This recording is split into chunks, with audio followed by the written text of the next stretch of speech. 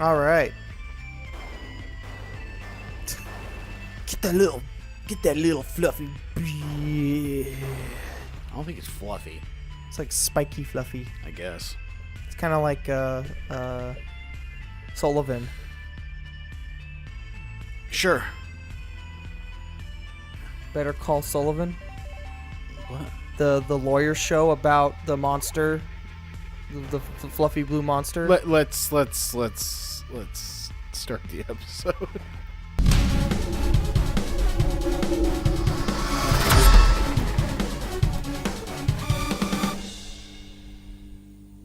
And welcome back to Idiocracy Plays. Hey. Plays. So, I died a few times. All the dies. Yeah, these fucking things. I found out this electric thing works pretty good around here than the little pea shooter that I've been using. Oh, what's it's called the it's the atomizer. Yeah. Yeah. Okay, so I think it's up here. Yeah. Shit. Yeah, the little blue dude. It's called a Scissorbeak. Aptly named Scissorbeak. Okay.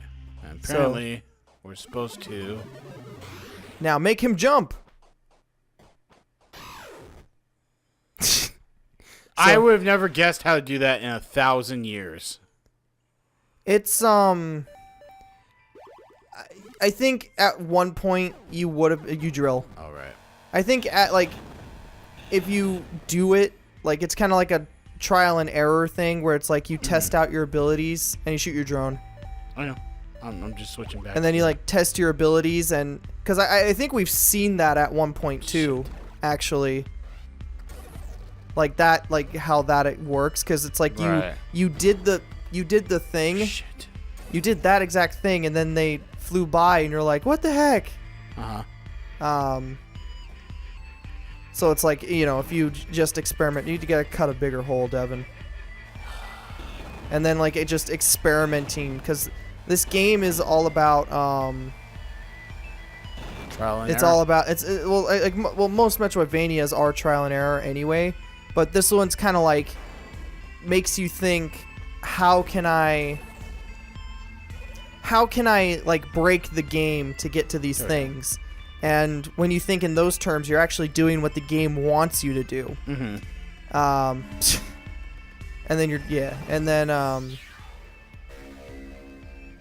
and then go to the side and down, or is it drop down and Oh yeah, it was drop down. Okay. Journal note. Okay. Cool. Right? Journal page. We know that the mine, you know what? You guys can read. I don't feel like reading. We know that should be enough time. Without us being any the wiser. But what of Urku? That should be enough. Which Athos ends, Urku's begins. Simply a continuum of torment. That should be enough time for you guys. All right. God damn it. They can pause it. But I wanted to... you know what? I'll just... Fine, Do I go back? No, you already collected it. It's fine. Do I go back? Oh, yeah, you go back to Trace. Thanks. I can care less what you thought about what I did. And then you go down to the right. Nope, too far down.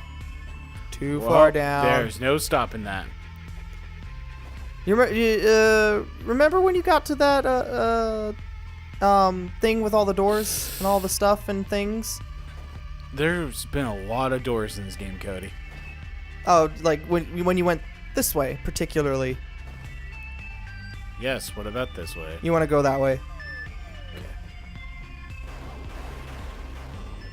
I love these enemies. Disgusting looking things, man. They remind me of beetles. Of beetles? Yeah, they remind me of giant just beetles. Oh no, they remind me of kind of like porcupines and echidnas. And hedgehogs. Yeah. Particularly of the speedy hot dog. Like this one looks like a giant moth. Kind of, yeah. Do I go up or? Come on. And then Start thinking harder. hold on. thinking. I'm thinking. You want to go to the right.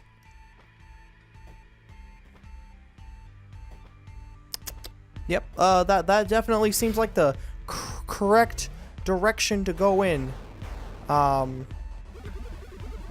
Deven, you cannot scan the laser. Deven? You seem to have fallen to your death.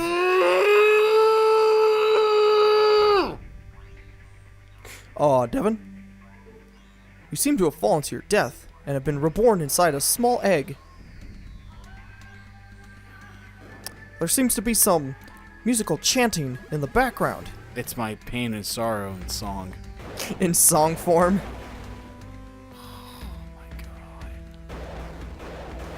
See, the hardest thing about this game is just getting back to where you died.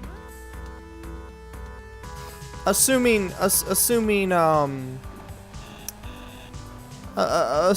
that you're bad at the game. I'm okay. Man, I'm not gonna say I'm excellent at it, but I'm alright. It's definitely what am I thinking? It's definitely a unique experience. Yeah. For Metroidvania style. Because it doesn't hold your hand at all. Like Not really. Metroid, like, you know, the beginning of all games, you know, it's a tutorial level. But then, you know, games like Metroid and Castlevania, kind of hold your hand a little bit more. Sort of. I mean, but when it comes to the secrets, you're on your own. Yeah, well, yeah, That's why like there's secrets. in terms of just playing the normal game, Right. I feel like certain editions of Metroid and Castlevania kind of hold your hand. Like I'd say one of my favorite Metroid Fusion is one of my favorite is my favorite Metroid game of all time. And that was on the Game Boy. Right. But I feel like it kind of was a little too easy. Right. Whereas like Castlevania Symphony of the Night was a little harder. Because it and That's the part 64 one? No, that was the PlayStation. We don't talk about that one. The 60. I don't know was there a Castlevania for the 64? Yeah. What was it? I just been told it was so bad that nobody wants to talk about it. Oh. But it's like Symphony of the Night's a little harder, I think. And probably one of the reasons is it's kind of like how the worlds in these Metroidvania games are set up. Right. Like Metroid Fusion was kind of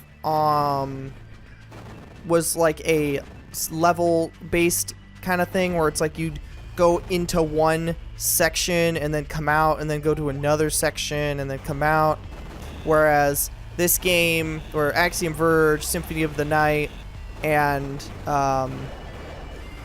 the original Metroid, or the Super Nintendo Metroid, they have more of like a open map.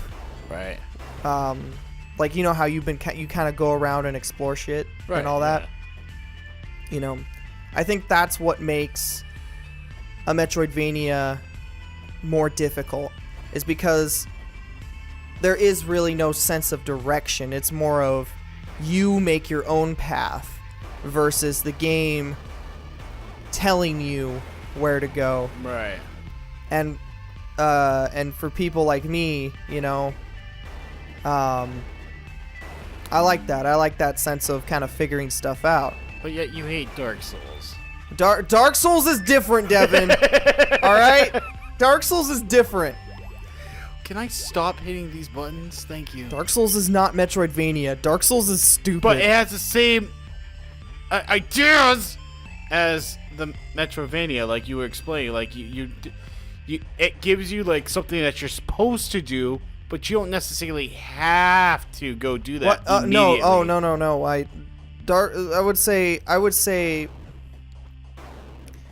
I would say Dark Souls is more of a No. Okay. Oh. Dark Souls is more of an RPG with Metroidvania-esque. No, Metroidvania. There we go. That's what Daddy wants.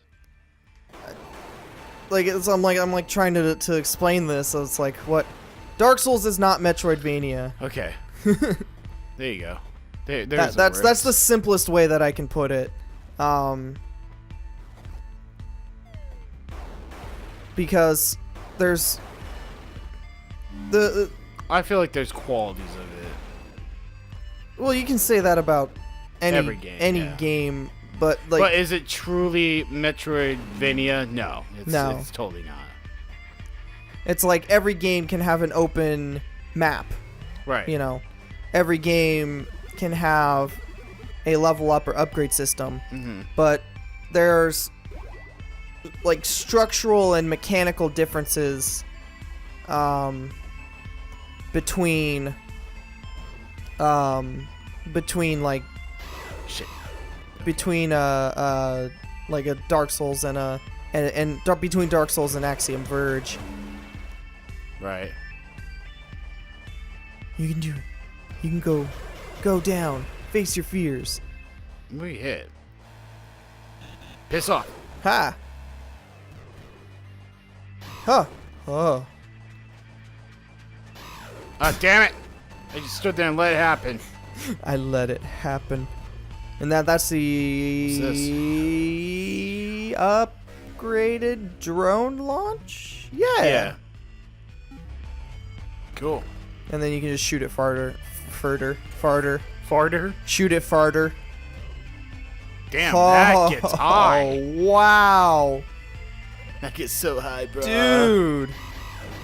Damn it. That is... Stop it. Okay, I gotta angle this still. Pew! Damn, that gets some air. 3-pointer! Air horns. You know what's happening. Air Bud. Yeah? No? We don't Is care. that the fucking dog movie? Yeah. I never saw an Airbud. You've never seen an Air Bud movie? How dare you? Neither have I. I just know it exists, and it's okay. I wonder if anybody... For a straight-to-DVD movie, it's an okay movie. I wonder if anybody's actually watched Air Bud and unironically liked it. I don't know, maybe. Dog lovers? True. Yeah, I think a dog would like that movie because it shows diversity. Not what I meant by dog lover, Cody. You know, seeing a dog succeed in a man's world. Doesn't every dog have his day? Doesn't every dog have his day? I don't know. Does he, Deven? I don't know. Do all dogs go to heaven? That was a good movie. Okay, that one I'll admit. I watched the shit out of that movie. It actually freaked me out as a kid. Yeah. Why? Yeah.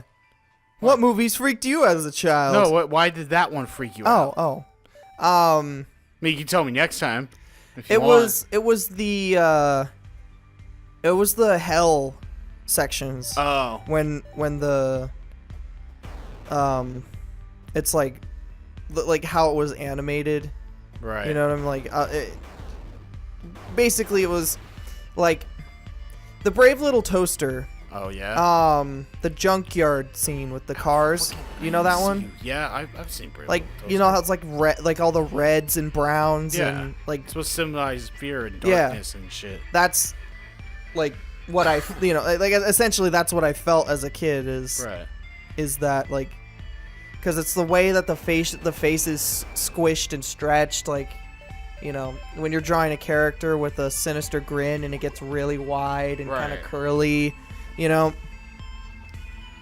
All right, cool. Well, I just found out that Cody's a little bitch baby. And next time Idiocracy plays, we'll find out what we're gonna leave it off on that. Yep. But I need to redeem my name. Maybe next episode, buddy.